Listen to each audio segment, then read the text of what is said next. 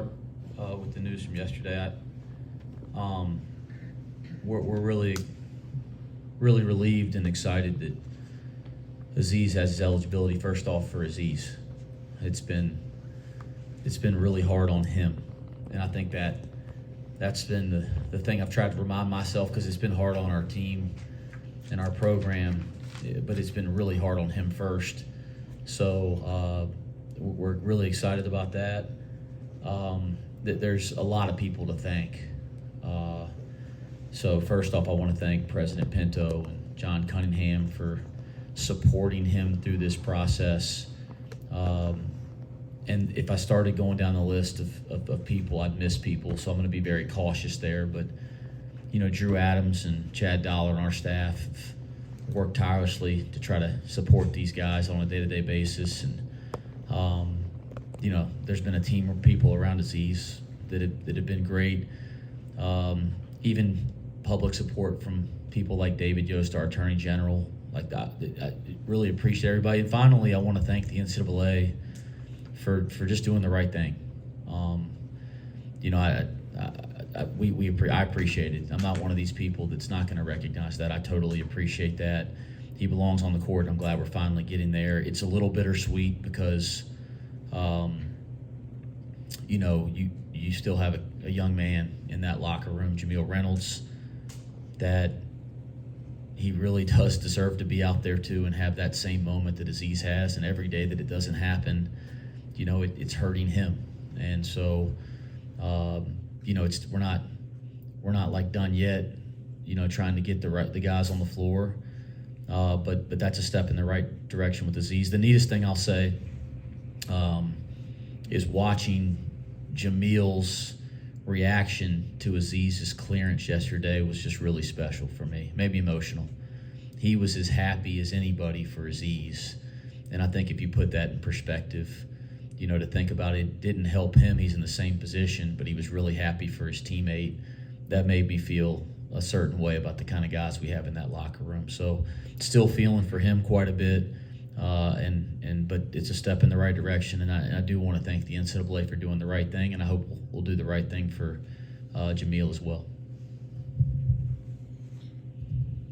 I don't know if you've been around the guys yet today or not as you get ready for practice, but maybe a little different bounce in everybody's step, knowing at practice today that the big guy's not a decoy, that he gets to be part of the game plan? Yeah, I haven't. We've been huddled up as a staff, game planning and preparing for practice all morning. We'll see him here in an hour and a half or so. I'm one of these guys. I'm not going to try to. Of course, there's going to be some excitement because they've enjoyed playing with him every day in practice. So to have the ability to play with another teammate in a game, I think it wouldn't matter who it was. I think we'd be excited for anybody, and I think our team will have a little bit of that. I think we got to be cautious, though.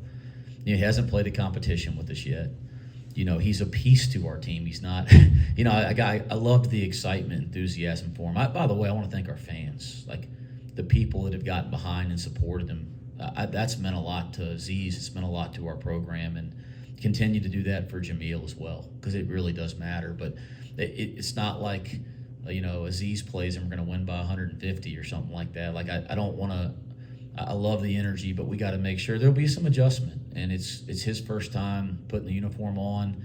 We haven't had a lot of time to prepare for it, so it won't be perfect tomorrow. And I think our guys now have games under their belt. They'll be ready to play basketball. But yeah, I think we got to make sure we don't put too much into just one new player playing, even though we are so excited that this is finally over in his case.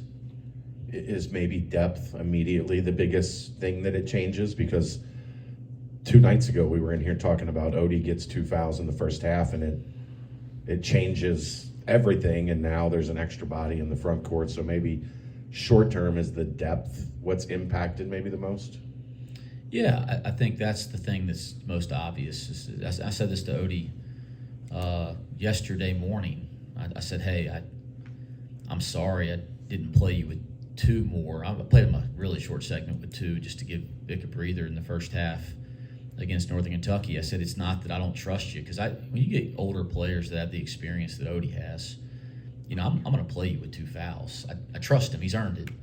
I said it has nothing to do with trust. It's just we can't afford to be in a second half, and Vic has to play all 20 or vice versa. So we got to be really, really cautious with you and Vic right now with foul trouble, and adding Aziz does address that right away. But again, I think we just got to be cautious. And Aziz is a great player. We've played against him. We've coached him every day now. We know that. It doesn't mean that we got to put all our eggs there tomorrow night. We got to come out and get ready to play against a really good Georgia Tech team. It'll be nice for him to just finally get out there for the first time. But it'll be a process to get him kind of indoctrinated into not to the team, but into how we've been playing games. That'll be a little bit of a process.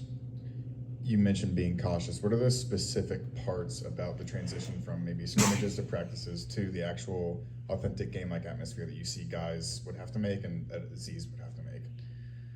Well, Aziz he played a lot of basketball last year, college basketball, and like we went out and played at Utah Valley. They had a heck of an environment for our game. I don't know if it was like that other nights, but he played in some environments. He's played in big games. He's played with the NCAA tournament on the line, in the conference tournament. I mean, played in the NIT. I'm not worried about is he prepared or not to play in fifth, third in front of a bunch of fans, but he just hasn't done that yet this year. And quite frankly, he just found out less than 24 hours ago that he was going to be able to do it. So, and our team's been playing without him. So, and he's an impactful player. So it's going to take a little bit to adjust to that. And I think I'm aware of that. I'll make sure our team's aware of that. And, hopefully I love how excited our fans are. And I know they'll be that excited, hopefully when Jamil gets to this stage. But as excited as everybody is, like we got to understand it's not like you snap your fingers and, he's going to be at the same level he'll be after doing this with us for 2 or 3 weeks in games. Go back to yesterday, quarter after 5:20, after whenever it was. How did you tell him? Where was it? What was the reaction? You described some of that, but where were you guys? And how fun is that for you to tell him or whoever told him? I mean, that's an early holiday gift. Yeah, it was really, honestly, it was kind of emotional. We were on the court practicing, and as soon as practice, I said this, like Coach Adams, Drew Adams, is the amount of time and energy he's put into this process, and Chad Dollar as well. Like, guys, it's those unseen hours, right? I mean, it's amazing the commitment they've made to this. But so it hasn't been rare over the last 2 or 3 weeks for me to look up in practice and Coach Adams isn't in there, and I know he's dealing with something. He's taking some phone call along the lines of these waivers and these situations. So that's been pretty normal. So I remember looking up at one point yesterday. We had a light day yesterday, and I went, well, Drew's not in here, but he's probably dealing with something. I didn't think twice of it. And as soon as we broke down in the huddle, he walks through the tunnel, and I thought he was just coming to give me some kind of update on some phone call. And he said, he pulled me aside and said, Aziz is clear to play. And I was emotional. I was emotional. I had tears, that type of thing. And my first thought was just how happy I was for Aziz, how difficult I know this has been on him. And then my next thought was how difficult this is going to be for Jamil, because he's in the same predicament and it hasn't happened. So I sent the team to the locker room because we had film. I pulled Aziz to the side and told him, and it was one of those cool moments you'll remember as a coach because he was so thrilled. And then I made sure I pulled Aziz aside before I told Jamil aside before I told the team, because I wanted to make sure that that he knew that that there's efforts being put forth on his behalf too, and his process is just a different one than Aziz's, and he was happy. It's like I got emotional thinking about that. I mean, Jamil was happy for his teammate, and those are the moments as coaches that fans don't see, but they make you feel like you got one of the coolest jobs when you're dealing with young people that kind of show you that side of them. So we got some good guys. Can you just describe how your team has kind of rallied around Aziz and Jamil throughout this process? And as a second part, what are the next steps for Jamil getting back on the court? I'm sorry. How they've rallied around him? Yeah, just how they've been there for Aziz and Jamil throughout this process. Yeah, we have a good group of kids, and I mean they're not kids. Shoot, they're some of them feel like they're younger brothers of me. I mean, we're not that far out in age, right? I'm joking. I mean, C.J. Frederick. Sometimes I look at him, I go, "Am I that? I'm not that much older than him, am I?" That type of thing. But we got a really good group of guys, and we have 7 new guys that have done a nice job in a short period of time trying to indoctrinate themselves into our program and into our day-to-day approach and culture. And then we have some returning guys that have really invested in this place and care a lot about it. And it's been neat to watch them look after each other. So yeah, that's been something I've been proud of to date. Now it's got to continue to grow, right? We're in November. We got a long way to go from a cultural standpoint, a day-to-day approach, and a caring about each other standpoint. But it's got to grow. But to date, it's been pretty neat. And watching all our guys interact through this process that's been something that's been neat to watch too. Looking at this matchup against Georgia Tech, one of the best offensive rebounding teams in the country so far, what makes them so dangerous in those moments with those balls up for grabs, 50-50 balls? And I'm sure you, as a guy who preaches that on your own end for your own team, it's a big point of emphasis, making sure they aren't crushing you guys on the glass tomorrow night. Yeah, we felt that Northern Kentucky was one of the better offensive rebound teams in the country. It's like we keep telling the guys, this is the best offensive rebound team we faced. We said that to them when Detroit was coming through, and we said that again with Northern Kentucky, and then we said that again in Georgia Tech, and they're looking at us like they can say this every time we play a game, but it's actually true. And Detroit all Mike Davis's teams are great rebounding teams, and then Northern Kentucky's like top 30 in the nation going into our game in offensive rebounding, and you can see the physicality they play with on tape, and you could feel it in the arena here on Sunday. And then, as you mentioned, Damon's got his team really crashing, especially from the corners and the wings and the weak side. They crash consistently, and they might have as good of a collection of wing players as there is in college basketball. It's scary on tape. You start going through the list, and you're like, those guys are good, man.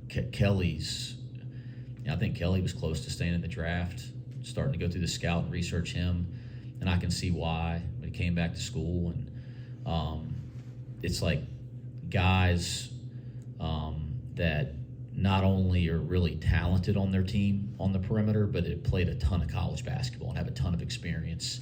And you just keep going down the list, and there's like 4 or 5 of them that you just, whoa. And so it's not just the offensive rebounding, but those guys are crashing from the perimeter, and they're big, and they're athletic, and they're hungry, and it's noticeable on tape. And that's not to mention the guys they're playing in the front court that are terrific rebounders as well. So it's that'll be a challenge going into this one, and something we've talked about as a staff. We've already talked about with our team, and we'll work on in practice. We've got time for 2 more. When you look at a guy like Jizzle James, having a player like Aziz playing with him, is it just another option to make him more comfortable, or can playing with that kind of player actually teach him a lot about the point guard position? Well, I think Aziz has a good, really good feel for the game. I think sometimes, you'll see fundamentally, he may not look like he has the perfect footwork and the perfect shot fake, so if you actually watch him move, you might go, man, maybe he's not as fundamentally sound. He's actually incredibly fundamentally sound because he can really pass. He really knows where to be on the floor. He's strong with the ball. It just might not look the same because of his background, right? But he's got a great sense for how to play. He's really fundamentally sound. And he's experienced. So, when you're a young guard, the more guys on the floor that are like that, the easier it is for you, right? So there's a lot of guys on our team like that. I could, if we just single out Aziz, then it's not fair because there's a lot of guys, and all those guys have been helping Jizzle quite a bit. But yeah, Jizzle and Aziz, played together a lot in practice, and they seem to have a pretty good rapport. You've been a basketball junkie pretty much your whole life. Any relatable Damon Stoudemire stories? He's been... Oh, man. Gosh, he was a great player, wasn't he? No, I was like you mentioned, I'm the ultimate basketball junkie, and I say this all the time. Nobody loves coaching more than me, but I love to play before I ever loved to coach. and anybody that was under 6 foot in the NBA was my hero, because I'm going, they give me a chance, and there weren't many, right? And Damon was one of them. When I'm not much younger than him, but young enough that he was a guy that inspired me. The neat thing is getting to know him a little bit in the coaching profession, because he's been on the college side before he went back to work for the Celtics. You know, I've come across him over the years. Mike Roberts and him are friends, so that was always a way that I kind of connected with him, and he's a really good guy, and he's a really, really good coach. So, but, you know, now you think of him more as a coach and somebody that I have a ton of respect for, but as a kid, I was a fan, you know, as I'm sure a lot of people were. You didn't watch him and think you were that good, though. No, I just was hoping I could be. You know, there's a list of a handful of guys that were under 6 feet, and I go, I got a chance, but I didn't think I was as good as them. That's for sure. All right, thanks, Coach. Thanks, guys.